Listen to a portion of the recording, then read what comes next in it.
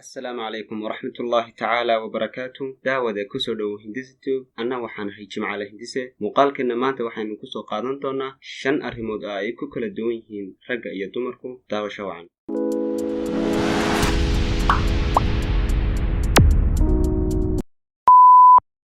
maskaxda qaybteeda qaabilsan hadalka waxaa ku fiican dumarka marka la barbar dhiga ragga, taas oo ay macnaheedu tahay in dumarku ka hor bilaabaan hadalka ragga xilliga carruurnimo, waana ta keenta caadada hadal jeclaanta dumarka, halka raggu u badan yahay dhanka aamuska. raggu waxa ay ka dhaqaaq badan yihiin dumarka. tusaale, wiilka waxa uu bilaabaa socodka iyo orodka qiyaas ahaan 3 bilood ka hor inanta, taas oo ka dhigta hablaha qaar nasiib u hela kolkoolinta iyo xanaanaynta hooyo, maadaama ay wiilasha kaga dambeeyaan gosha hooyo.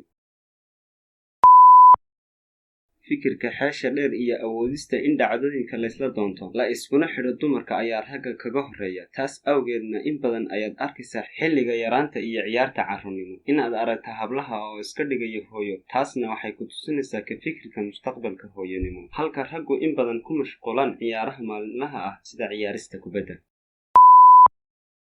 maskaxda qaybteeda qaabilsan wax dhiska iyo hiigsiga waxaa in badan dumarka kaga wanaagsan ragga, waana ta in badan raggu ugu guulaystaan shaqooyinka dhismaha iyo injineerinka.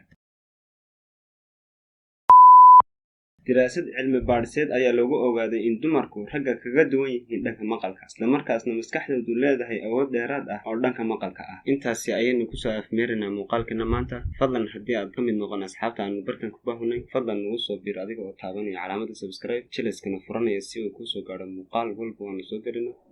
intaynu muuqaal midkan la mida ku kulmayno, waa walaalkiin oo idinkaga tegaya. assalaamu calaykum waraxmatullaahi tacaala wabarakaatu.